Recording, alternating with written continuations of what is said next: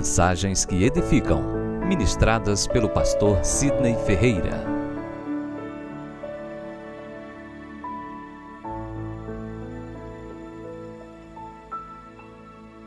Evangelho de São Mateus, capítulo 25, do versículo 14 ao versículo 30, se encontra a nossa reflexão para esse dia esse tão especial e significativo, porque é o encontro de ministérios, e a nossa pretensão é trazer uma palavra voltada justamente para esse sentido, o sentido do ministério, que representa serviço.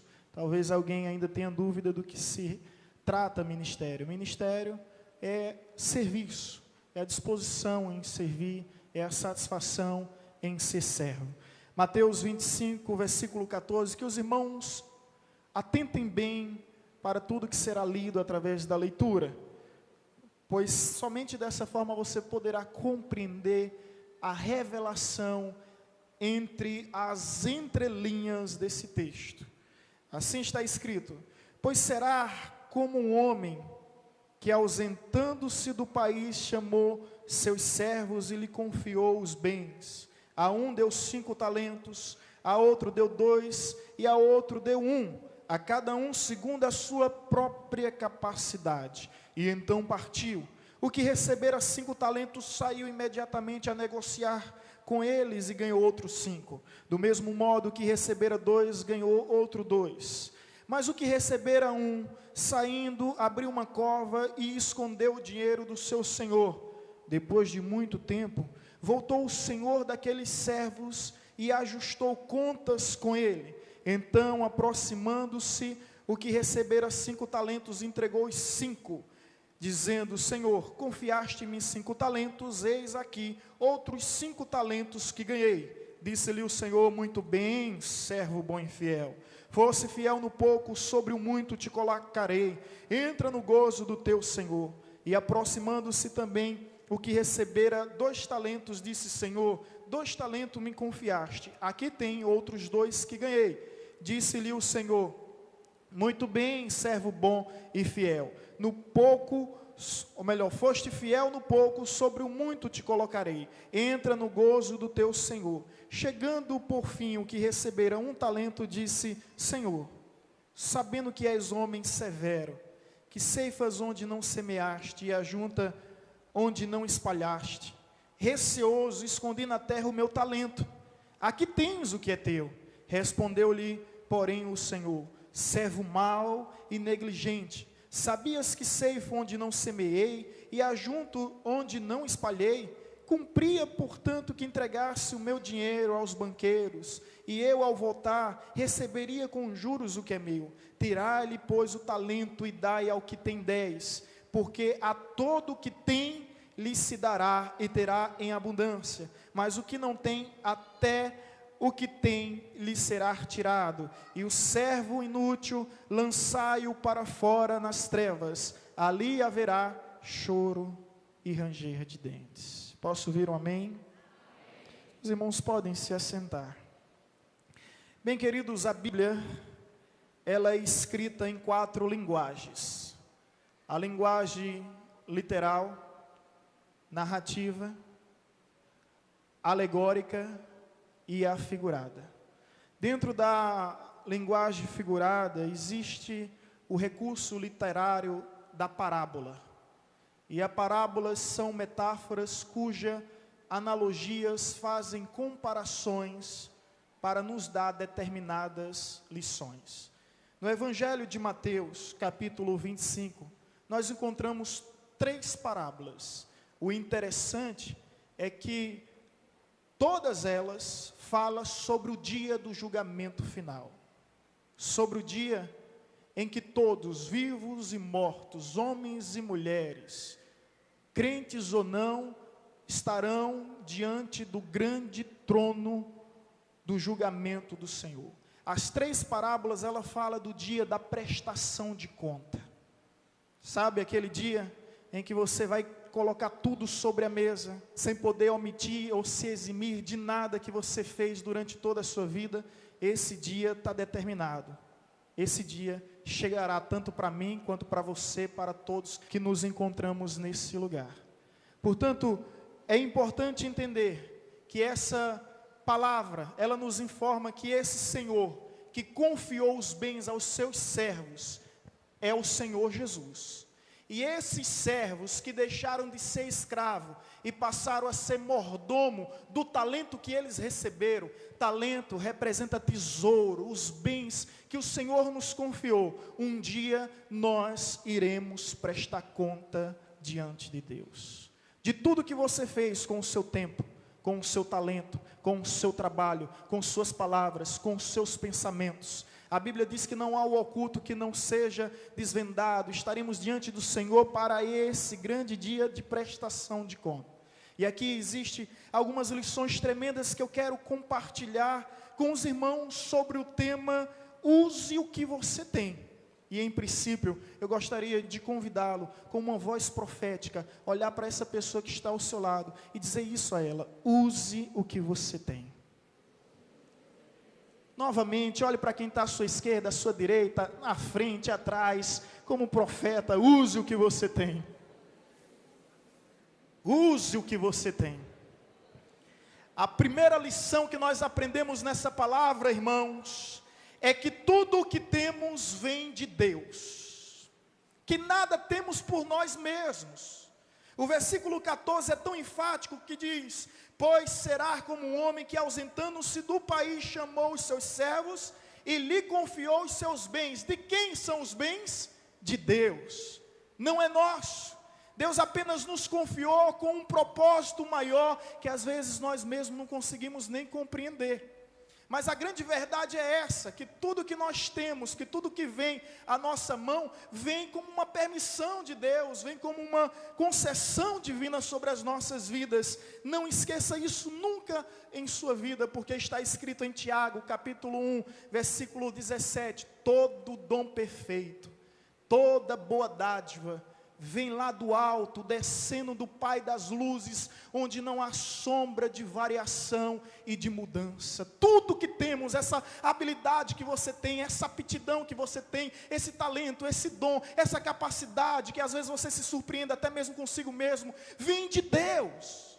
Isso na teologia é chamado graça comum, porque Deus simplesmente derrama e distribui os seus dons e talentos conforme lhe apraz.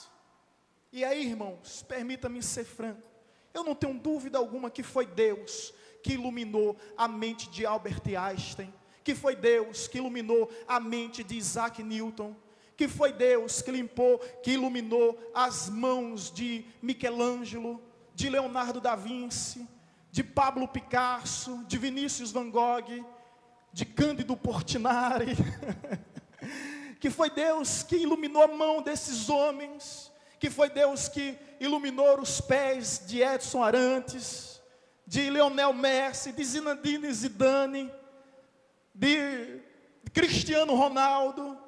Foi Deus que iluminou a voz de Luciano Pavarotti, os dedos de Jimi Hendrix. Alguns não conhecem, mas é o maior violonista do mundo, guitarrista. O maior guitarrista do mundo é Deus iluminando. A diferença de talento e dom é que talento é quando você usa a sua aptidão para glorificar a Deus, torna-se um dom. Mas talento é tudo Deus quem dá. Toda boa dádiva, todo dom perfeito vem lá do céu.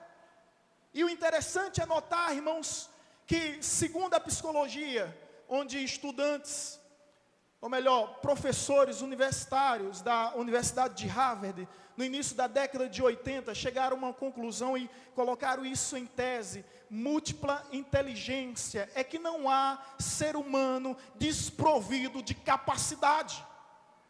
Todos os homens têm a sua inteligência, ele apenas precisa concentrar essa inteligência para aquilo que ele consegue se identificar com mais facilidade. Alguém já disse que Maguila é analfabeto, é ignorante, é burro. Você tem coragem de enfrentá-lo no ringue? Eu não. Então não chame ele de ignorante, de burro. Ele concentra a inteligência dele para ser um dos maiores boxeadores do Brasil. Então você encontra artesão, artista, músicos que às vezes não sabem ler, não sabem escrever, mas concentra a inteligência dele para algo e sobressai em relação aos demais, porque Deus nos criou em potencialidade, Deus nos criou com capacidade, tudo que nós temos vem de Deus. Então não há um ser humano desprovido de uma capacidade. Essa é a primeira lição que eu aprendo, e dentro dessa lição existem algumas considerações que eu quero partilhar com os irmãos. A verdade é que no versículo 15 nos mostra também que todos os homens receberam habilidades das mãos de Deus. Todos eles receberam da parte de Deus. Olha o versículo 15. O Senhor veio e a um deu 5 talentos, a outro deu 2 talentos, e ao outro deu 1 talento. Talvez você pense, por que a um 5? Por que a outro 2? Por que a um outro somente 1? Talvez você pense até que Deus é injusto, mas nós aprendemos que Deus fez conforme a capacidade de cada um deles. Deus fez conforme a condição de cada um deles. Agora presta atenção para algo extraordinário. Aparentemente quem recebeu 1 talento recebeu tão pouco. Não é isso que nós pensamos? Não pense mais assim a partir de hoje, porque aqui 1 talento naquela época era equivalente a 60 mil denários. 60 mil denários era equivalente a 20 anos de trabalho. Imagina o seu salário aí, você ter 20 anos de garantia total, né, de que não vai precisar fazer nada e tem aquele valor. 1 talento era equivalente a 20 anos de trabalho, 2 talentos era equivalente a 40 anos de trabalho, 5 talentos era equivalente a 100 anos de trabalho. Então não pense que Deus deu pouco. Na realidade, Deus nunca dá pouco. Você pode ter até 1 talento, mas não é pouco, é o suficiente de Deus para você. Portanto, viva esse talento, na certeza que Deus lhe honra. Não enterre o seu talento, irmãos. Porque aquele que recebeu somente 1, ele enterrou o seu talento, escondeu o seu talento com temor do Senhor, e por essa causa foi severamente punido, ao ponto de ser excluído, porque foi negligente. Eu conheci um empresário, ele tem mais de 300 funcionários, e eu fiz uma pergunta a ele curiosa. Eu disse assim, como é que você consegue administrar isso? Ele disse, é muito fácil, eu simplesmente demito aquele a quem eu não posso admitir. E quem é que você não pode admitir? Eu não posso admitir em minha empresa funcionários negligentes, porque ofende aos bons quem não pune os maus. Uma laranja podre compromete todo o cesto. E pode olhar que todos os empresários são bem severos em suas posições. Eu acho que até o segredo do sucesso é a seriedade, é o compromisso. E essa é uma realidade, irmãos. E quantas pessoas diante de nós aqui, que aqui estão, não têm escondido o seu talento, não têm escondido o seu chamado, o seu ministério, a obra que Deus confiou e entregou em tuas próprias mãos. Irmãos, não esqueça desse tema, use o que você tem, não esqueça dessa primeira lição, tudo que você tem vem de Deus. Se Deus te deu é porque Ele confia em ti, se Deus te deu é porque Ele acredita em você. Você pode até não acreditar em si mesmo, como tantos homens já fizeram, as pessoas podem até não acreditar em você, mas Deus investiu em você e Ele acredita em você. Amém, igreja? Posso ouvir um glória a Deus bem alto? Deus acredita em você. A segunda lição é Deus nos usa conforme o que temos. Isso aqui eu acho extraordinário. Sabe por quê, irmãos? Que Deus não vai pedir aquilo que nós não temos. Deus não vai te pedir aquilo que você não pode. Entende isso? Deus nos usa conforme as nossas condições. Olha o versículo 16 e 18. O que receberam 5 talentos imediatamente saiu, ou melhor, perdão, olha só o versículo 15. A um deu 5 talentos, a outro 2, a um outro 1. Cada um segundo a sua própria capacidade. Então Deus deu com muita sabedoria, conforme a capacidade de cada um. No versículo 16 vai dizer, o que receberam 5 talentos, saiu imediatamente para negociar, e ganhou outros 5. Do mesmo modo que receberam 2, ganhou 2. Ou seja, eles usaram aquilo que eles tinham, de acordo com a situação que eles viviam, e eles conseguiram simplesmente multiplicar. Deus não nos pede algo que nós não temos. Um dos maiores pregadores da história chama Moody. Esse homem era semi-analfabeto. Era considerado por todos como o caipira e o matuto. Falava errado. Não tinha noções de gramática e tinha muita dificuldade em se expressar. Esse homem conseguiu ganhar para Jesus 1 milhão de almas. E quando perguntaram qual era o segredo de todo o seu ministério tão próspero, ele disse: eu sou um homem apenas de um talento, mas decidi não enterrar meu único talento. Não sei quantos talentos você tem, meu irmão, mas o segredo é não enterrar. O segredo é colocar nas mãos de Deus e saber que Deus é poderoso para multiplicar. Louvado seja o seu nome. Eu quero te fazer uma pergunta: o que é que você tem? O que é que você tem? O que é que Deus tem te dado? O que é que você tem em mãos, que o Senhor tem lhe confiado? Quando Deus chamou Moisés para libertar os hebreus do Egito, o maior império mundial, a maior potência imperial do momento, sabe? O Egito era destaque em tudo. Parecia loucura um escravo agora ter que libertar os outros escravos, enfrentar um exército. Moisés disse: Senhor, quem sou eu? Eu não tenho nada. Deus pergunta a Moisés, em Êxodo 4, versículo 2, o que é que tu tens em tuas mãos? O que é que Moisés tinha? Apenas uma vara, apenas um cajado. Ele não tinha nada, porque até as ovelhas que ele cuidava como pastor não eram suas, era do seu sogro Jetro. Ele não tinha nada, irmãos. Então o que é que tu tens? Eu tenho apenas um cajado.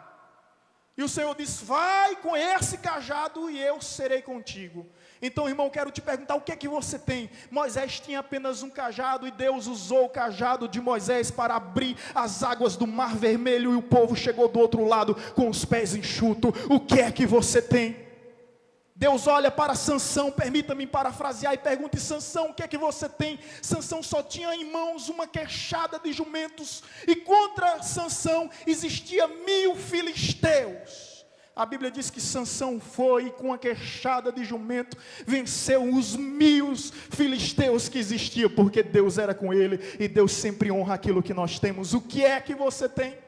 A Bíblia nos fala de uma mulher chamada Jael, que venceu um comandante, um general de guerra. O exército desse general existia 900 carros de ferro. Essa mulher, eu imagino Deus perguntando a ela: Jael, isso está escrito no livro dos Juízes, o que é que você tem? Eu só tenho uma estaca e um martelo. A Bíblia nos diz que ela enfrentou esse general, e com uma estaca e martelo ela cravou em sua cabeça, e ele morreu, e o exército de Deus venceu aquela batalha, através de uma mulher, que só tinha uma estaca e um martelo em suas mãos. Deus nos pergunta: o que é que você tem?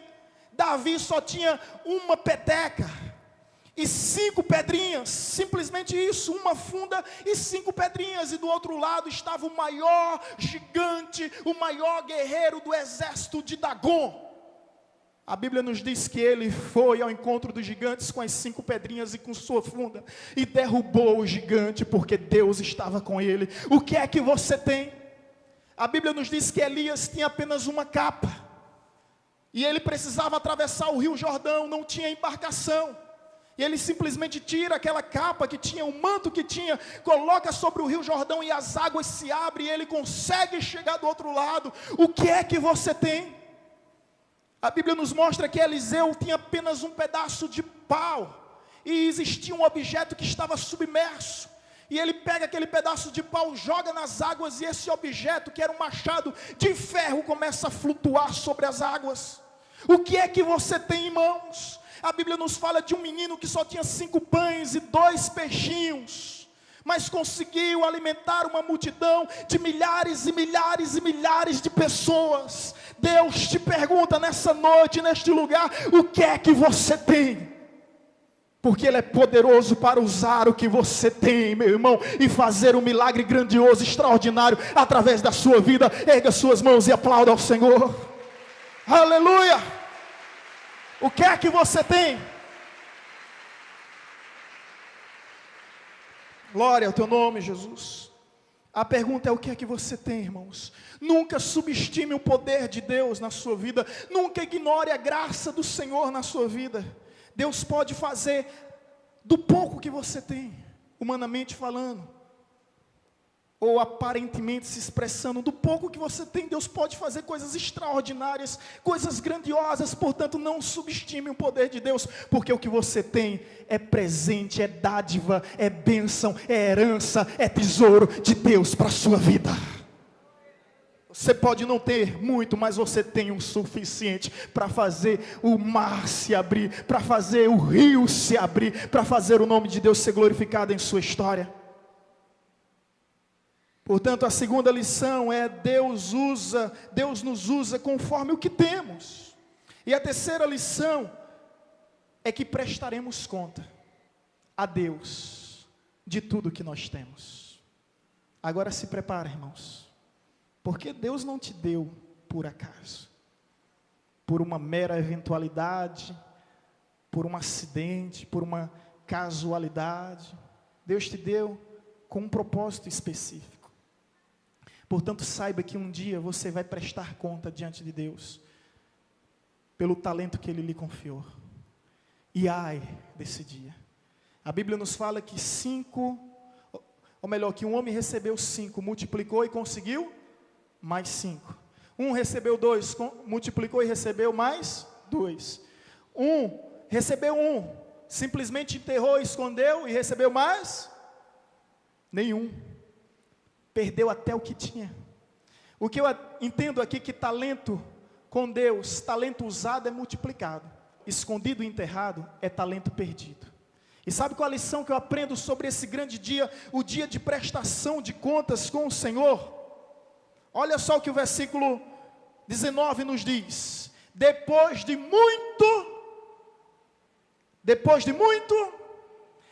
muito tempo voltou o Senhor daqueles servos e ajuntou contra eles. Talvez você pergunte: por que tanto tempo assim? Não foi pouco tempo, não foi um tempo mediano, foi depois de muito tempo, porque o Senhor tinha esperança de que ele desenterrasse aquele talento. Talvez haja pessoas que perguntem: por que Jesus ainda não voltou? O apóstolo Pedro explica em sua epístola. Pedro fala que, por mais que alguns considerem tardia, ele é apenas fiel e longânimo, esperando que todos se convertam, para que não seja condenado. Então Deus o Senhor que levou muito tempo para ter essa prestação de conta com seus servos, Jesus ainda não voltou. Sabe por quê, irmãos? Porque existem muitos talentos escondidos. Existem muitos talentos enterrados. E se Jesus vier, você não vai subir. Essa é a verdade. Até o pouco que você tem, que foi Ele que te deu, será tirado. Lembra quando o Senhor chega diante do servo e diz: servo maldito, infiel, até o pouco que tu tens te será tirado. Então o negócio é sério aqui, irmãos. A situação é séria. Aprendemos nesse julgamento que multiplicamos o que temos quando usamos. Você percebe que no versículo 16, 17, algo chama a minha atenção. É quando eles receberam esse talento, a Bíblia diz: saíram imediatamente a negociar. Eles tiveram ação, eles tiveram uma reação. Multiplicamos o que temos quando usamos. Quantas pessoas aqui eram tão tímidas quando começaram a louvar e foram crescendo, progredindo, evoluindo, e hoje é uma bênção. Porque quando a gente exercita o exercício, a prática do exercício, ela leva ao aperfeiçoamento. Os maiores atletas são aqueles que passam mais tempo em treinamento, irmãos. Isso é comprovado.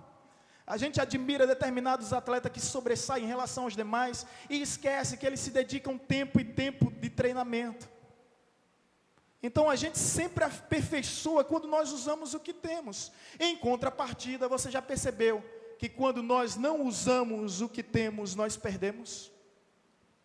Já percebeu isso? Se não usarmos o que temos, nós perdemos. Os membros do corpo, se não forem usados, se nós não movermos, eles serão atrofiados. Os alimentos ficam estragados quando não são usados. Os produtos passam da validade quando não são usados. Aquilo que a gente não usa, a gente perde. Até um automóvel, um veículo, de repente você passou muito tempo sem sair com ele, quando você vai tentar sair, você não consegue. Roupa, quando a gente passa muito tempo sem usar, estraga, o sapato se desgasta, é incrível isso. Mas a verdade é essa. Até um netbook que eu tinha, passei questão de 4 meses sem usar, até hoje eu não consigo entender, quando eu fui ligar, não estava funcionando. Eu fui à assistência técnica para resolver, e ele disse bem assim, olha, muito tempo sem usar, acaba danificando. Eu não entendo mais nada agora. Mas a realidade é essa, eu sei que você tem isso. Vanessa, no período de gestação, ela não podia usar sandália com salto alto. Depois que o bebê nasceu, depois de um tempo ela voltou a andar de sandálias com salto alto, e quando ela vai pegar umas 3, simplesmente estavam quebradas. Ela não entendeu também isso. Tira da caixa, quando vai colocar, vai sair, dá uns 2 passos, quebrou. Era muito tempo sem usar. Aquilo que a gente não usa, a gente tende a perder. Talento usado é talento multiplicado, talento escondido, talento enterrado, é talento perdido. Que você não enterre os seus talentos, porque você corre o risco de perder. Que você não enterre o seu chamado, o seu ministério, o dom que Deus te deu, você corre o risco de perder. É verdade, irmãos. Essa é a grande verdade. O que eu aprecio também nessa passagem dos talentos, é que nesse dia de prestação de conta, o Senhor olha para os servos que foram fiéis e diz: vinde, servos bons e fiéis, entra no gozo do teu Senhor, que foi preparado para ti antes da fundação dos séculos. Olha bem para mim, irmãos. Esses homens antes eram escravos. Ao receberem os talentos do Senhor, eles se tornaram mordomos. 2 deles se comprometeram com o serviço. O último não se comprometeu com o serviço, mas se gabou do cargo. Escuta isso, do título. Você lembra qual a repreensão do Senhor? Porque você não entregou no banco, porque ia se multiplicar com o tempo, porque você preferiu enterrar, porque ele não queria abrir mão daquele talento, e enterrou e escondeu, porque não queria que ninguém mais achasse ou encontrasse. Era uma pessoa obcecada por títulos, obcecada por cargos, enquanto os outros apreciavam e amavam o serviço. Mas o que eu aprecio nessa história é que no dia da prestação de conta, no dia do julgamento, todos nós seremos chamados de servos. Vinde, meu servo bom e fiel.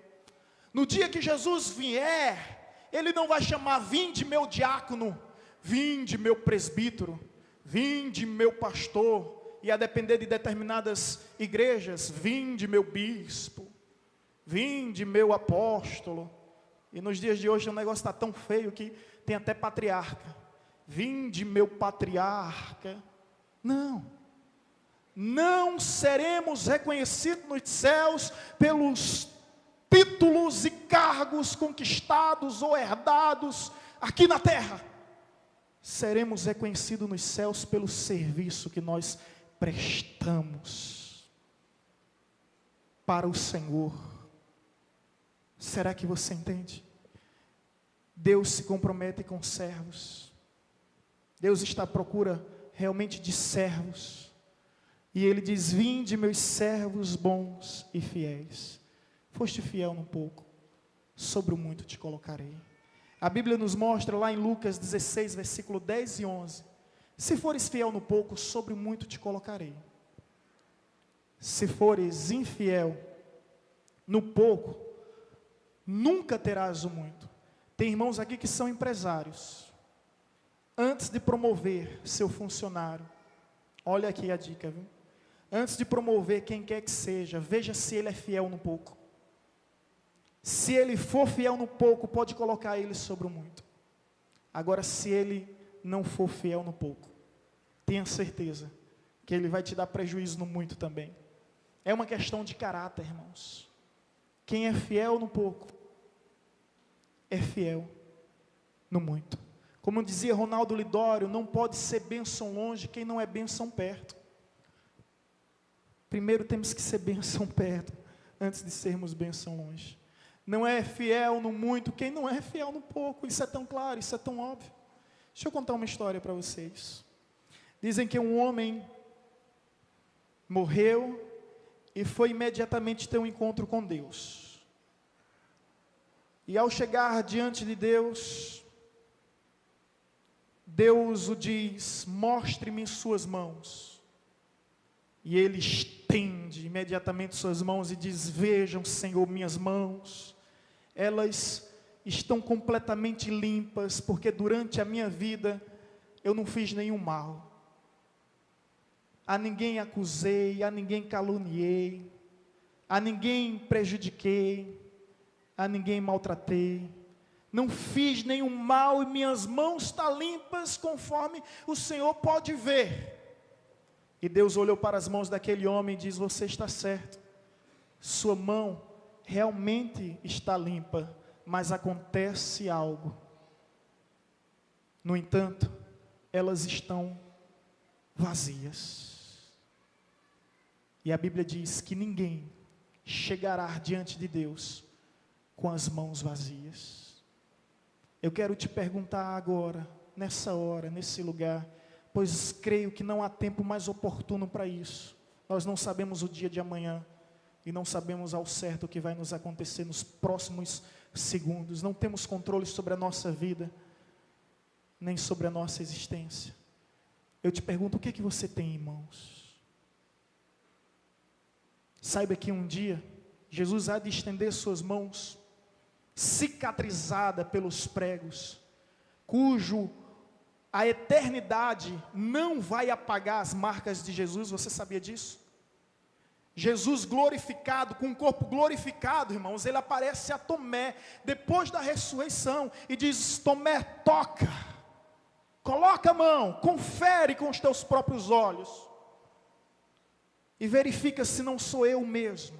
Mostra Cristo glorificado e ainda cicatrizado, porque aquelas marcas vão seguir Jesus por toda a eternidade. Nós estaremos na glória eterna, nos séculos dos séculos, de geração em geração, para todo sempre, mas Jesus ainda estará cicatrizado. E no dia do julgamento, Jesus estará diante de cada um de nós, vai estender a sua mão e vai dizer: tudo isso eu fiz por amor a ti. E você? O que fizeste por amor a mim?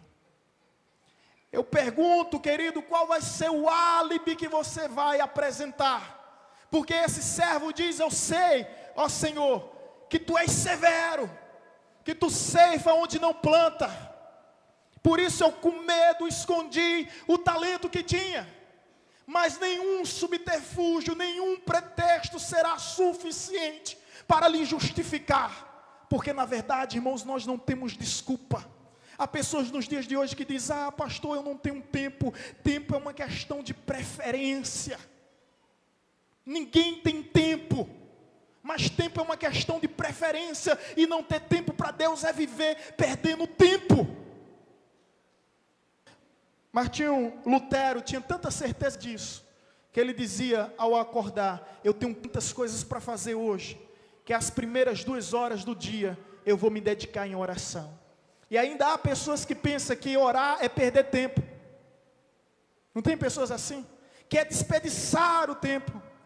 Orar e investir o melhor do seu tempo ao lado de Deus. Eu não sei se você sabe disso, mas quando nós oramos, as coisas começam a fluir. O dia torna-se produtivo, de uma forma que a gente não consegue explicar. Eu vivi essa experiência de acordar, ter tantas coisas para fazer e não querer dobrar os joelhos e pedir direção de Deus. Cheguei no final do dia frustrado, e não há nada pior do que um dia improdutivo. Meu Deus, eu não consegui fazer nada do planejado, do programado. Aí Deus diz: você não abriu o coração para mim, eu fechei as portas para você. No outro dia eu aprendi a lição. Primeira coisa que eu fiz foi colocar o joelho no chão, a boca no pó. Senhor, abre as portas, mas abre meu coração. E tudo fluiu naturalmente.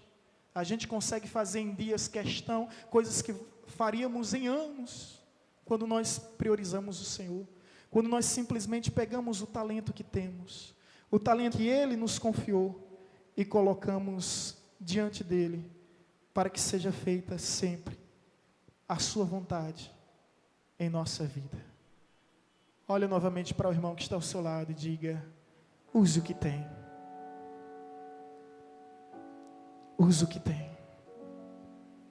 Ei, o dia da prestação de contas está chegando. Ele está demorando a vir. É verdade.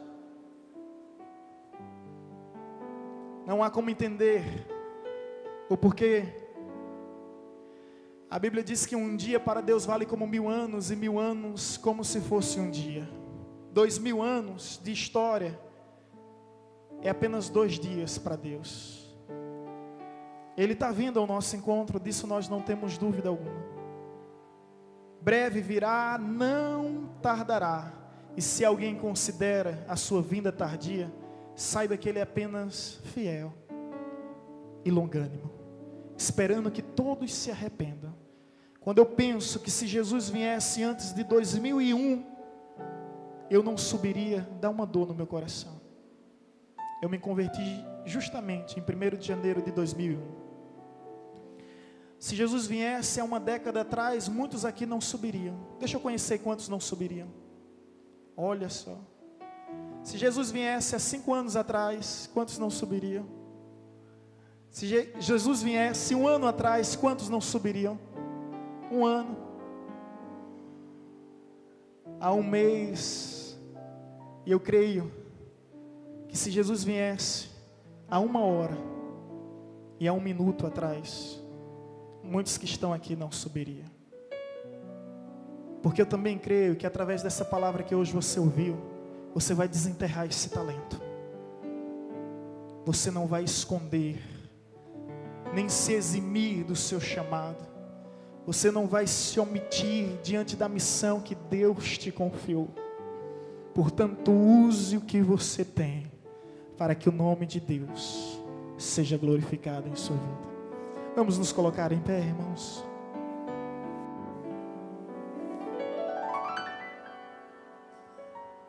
Glória ao teu nome. Ministério de louvor.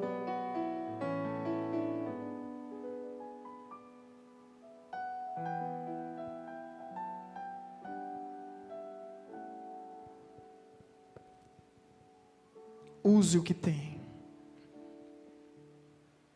Use o que Deus te deu. Use o que Deus te confiou. Deus tornou escravos em mordomo. Deus deu posição a eles. Mas saiba que não há privilégio sem responsabilidade. Você tem o privilégio de ser reconhecido como um filho de Deus, mas também você tem a responsabilidade de fazer a vontade de Deus. E a minha oração é que você hoje, agora, eu quero orar profeticamente, desenterre esse talento que está escondido, e a partir de hoje coloque no altar do Senhor. Eu quero te desafiar. Se você tiver essa ousadia da parte de Deus, sem se importar com quem está ao teu lado, tua esquerda, tua direita, porque a Bíblia diz que o que importa é agradar a Deus e não a homens, eu quero te desafiar a vir aqui à frente, fazer uma oração de reconciliação, no sentido de que a partir de hoje você vai valorizar o talento que Deus te confiou. Você não vai chegar diante dele com as mãos vazias. O ministério de louvor vai estar louvando, e eu quero orar por essas pessoas. Quero chamar os diáconos a estender suas mãos, e nós vamos profetizar sobre cada uma dessas pessoas. Você que em 2013 não teve ministério, não exerceu o seu chamado, saiu do seu lugar. Nós queremos orar por ti, nós queremos profetizar sobre a tua vida. Se você tem talento, se você sabe que tem um chamado de Deus, e você deseja ver Deus multiplicando esse chamado, saia do seu lugar, querido. Deus nos entregou talentos. Talentos representam tesouros. Nós não podemos enterrar tesouros.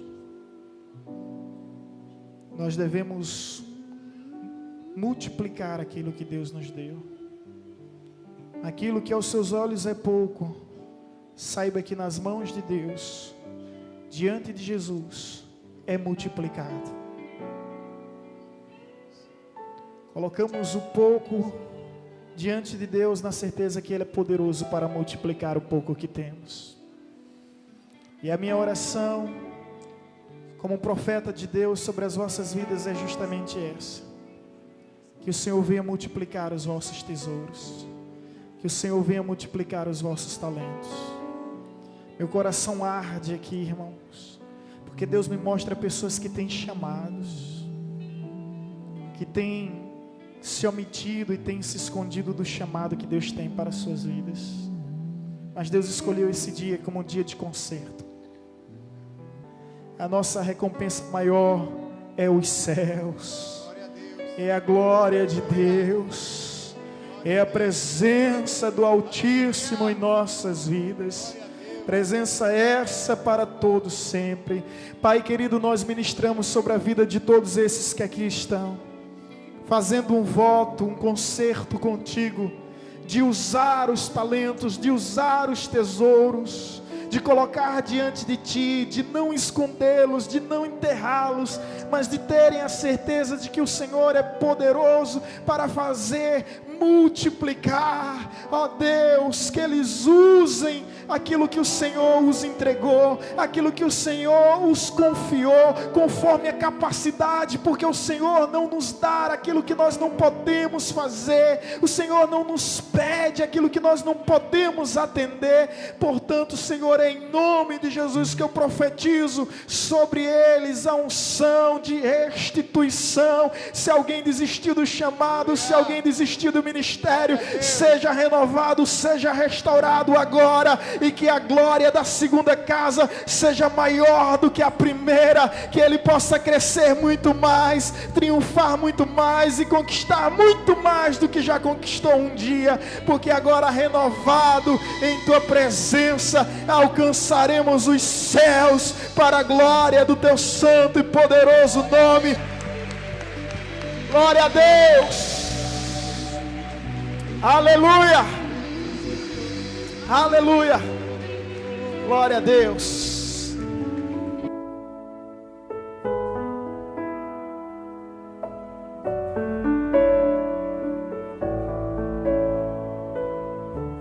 Você acabou de ouvir uma mensagem ministrada pelo pastor Sidney Ferreira, da Igreja Batista Evangelizadora.